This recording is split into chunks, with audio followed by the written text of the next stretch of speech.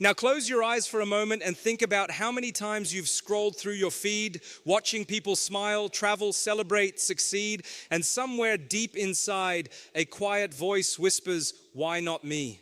You begin to question your journey, your timing, your worth.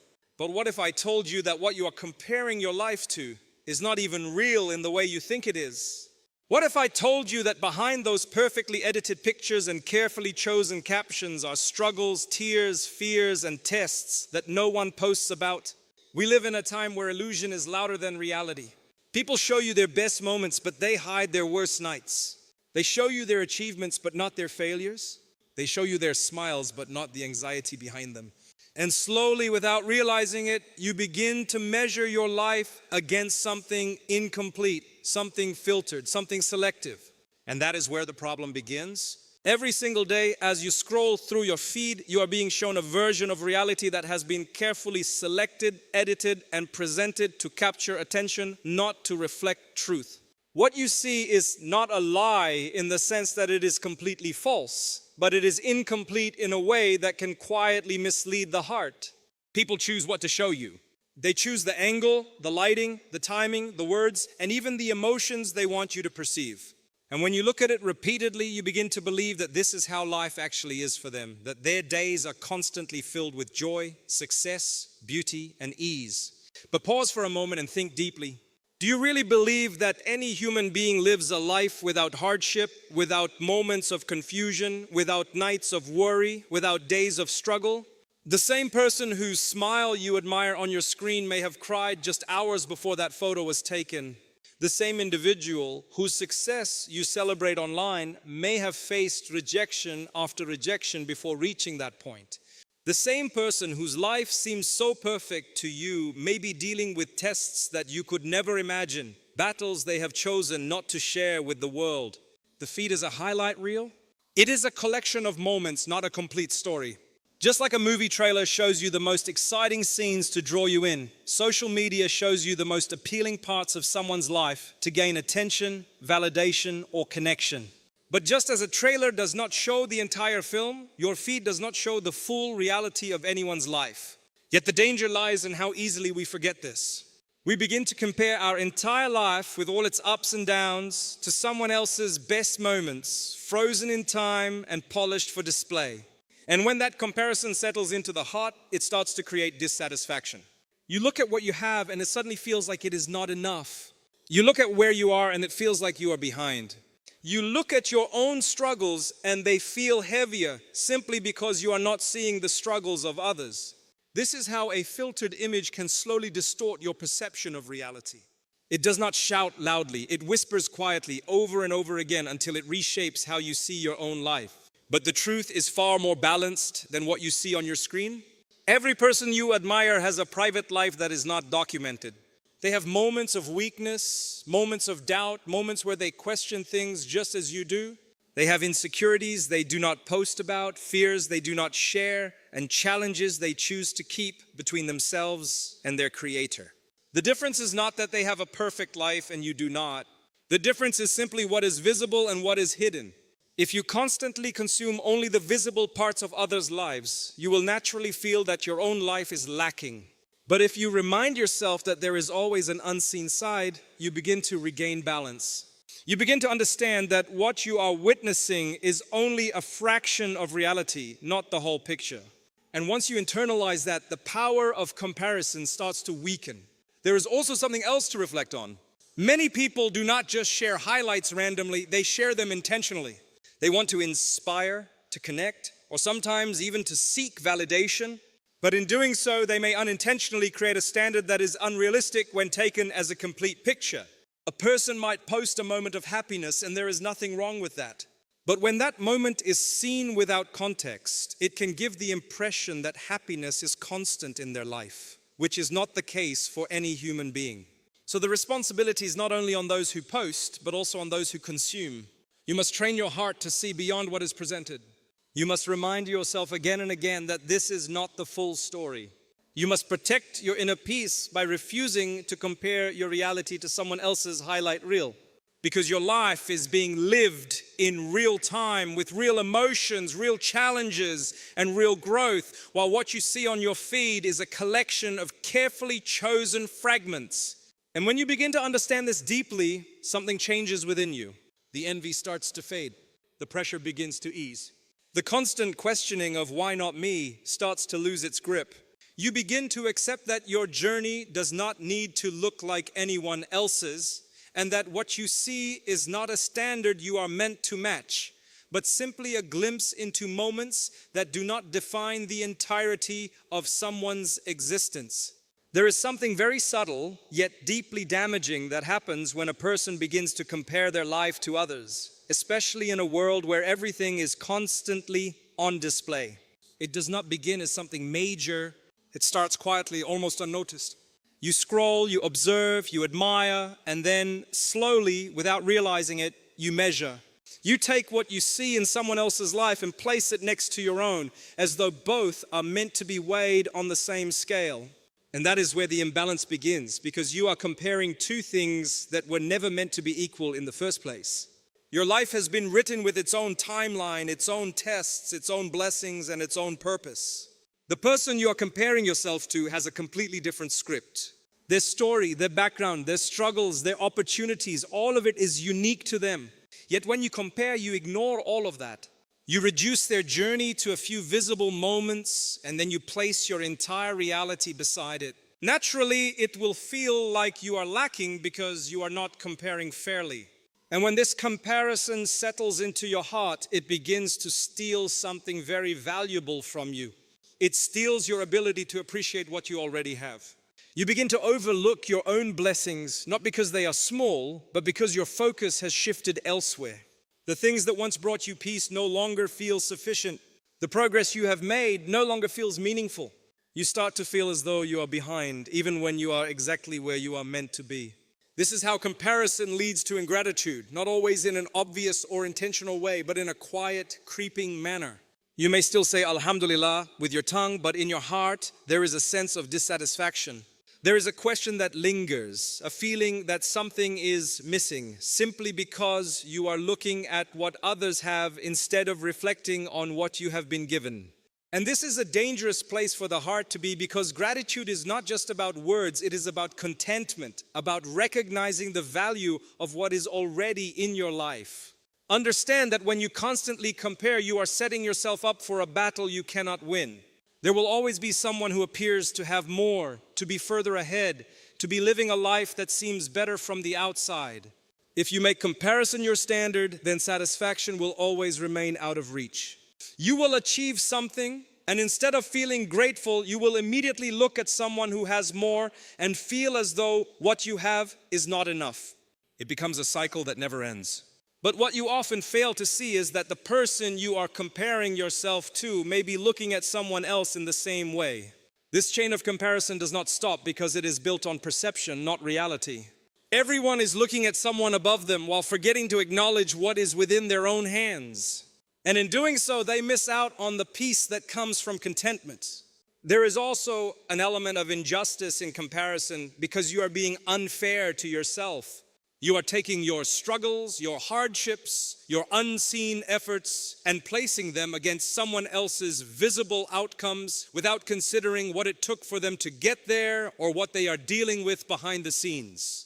You are judging your entire journey based on moments that you see from others, moments that do not represent their full reality. And in doing so, you diminish your own worth, your own effort, and your own growth. If you were to step back and reflect honestly, you would realize that there are countless blessings in your life that you once prayed for.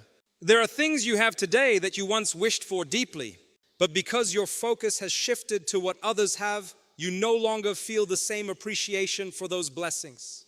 This is the effect of constant comparison.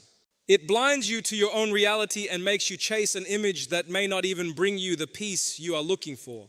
True peace does not come from having what others have. It comes from understanding and accepting what has been written for you. It comes from trusting that your path is unfolding in the way it is meant to, even if it looks different from those around you. It comes from focusing on your own journey, your own growth, and your own relationship with your Creator, rather than measuring yourself against people whose lives you only see in fragments. And when you begin to let go of comparison, you create space in your heart for something far more meaningful. You begin to notice your blessings again. You begin to appreciate your progress. You begin to feel content with where you are while still striving for better in a healthy and balanced way. Because striving is not the problem. Wanting to improve your life is not the problem. The problem is when that desire is fueled by comparison instead of purpose, when it is driven by what others have instead of what you truly need. There is a truth so powerful, so comforting, yet often forgotten in moments of anxiety and comparison, and that is the reality that your risk has already been written. Long before you were born, before you took your first breath, before you made your first decision, your provision was decreed with precision and wisdom.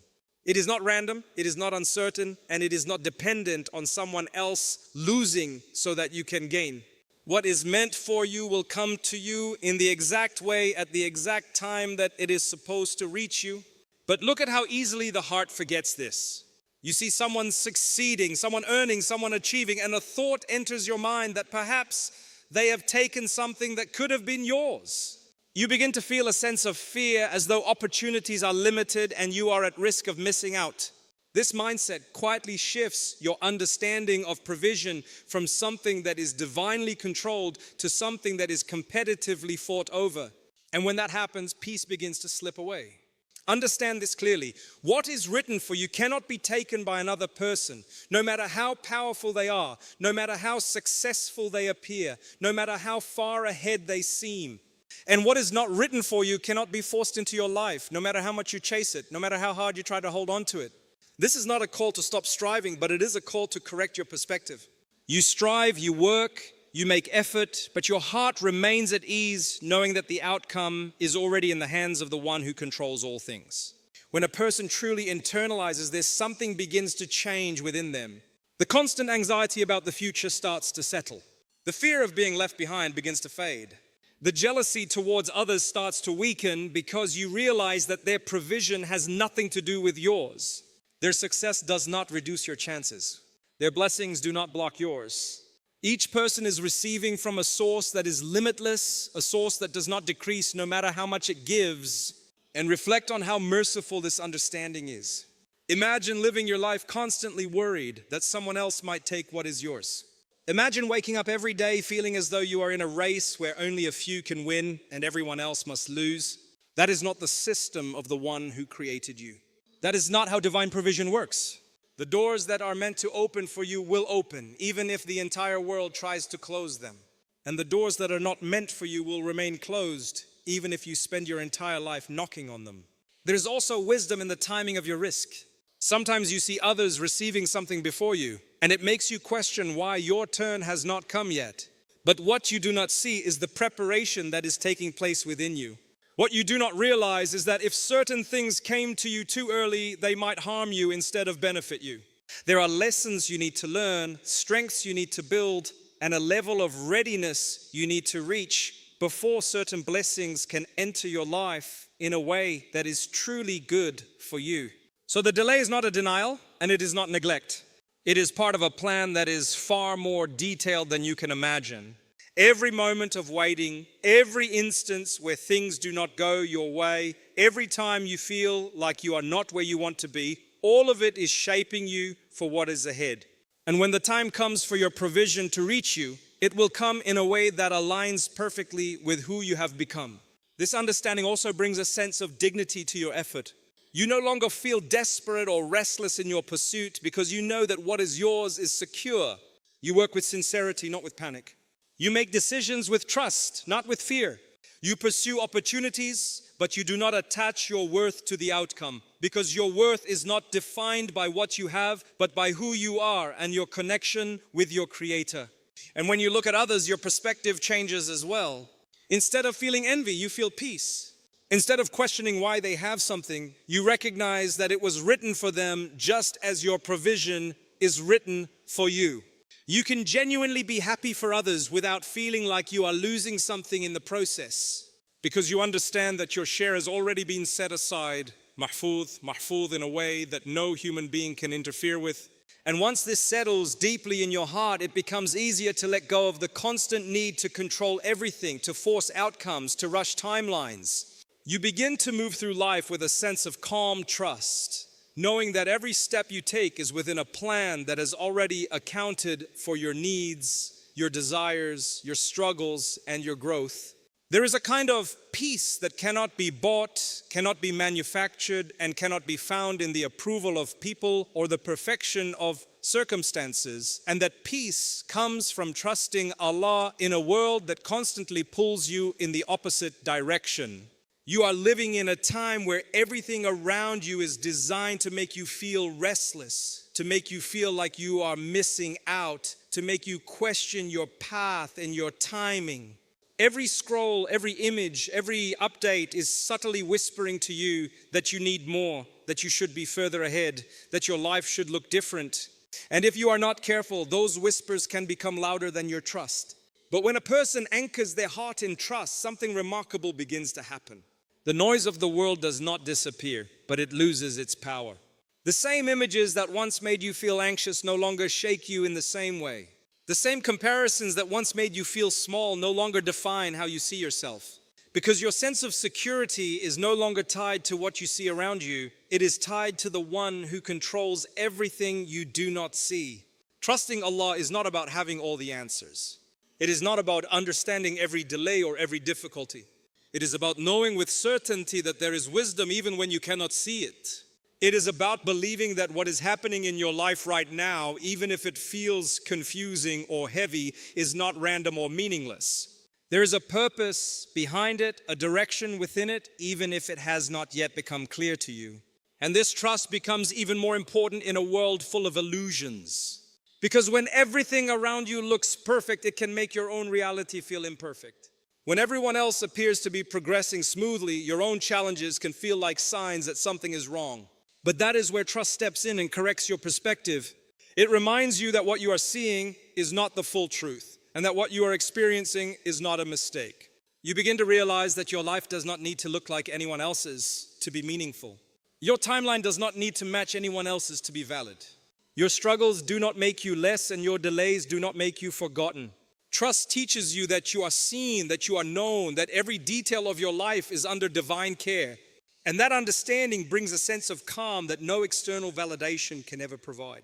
There is also strength in this trust, because when you rely on people, on trends, on the constantly changing standards of the world, your peace becomes fragile.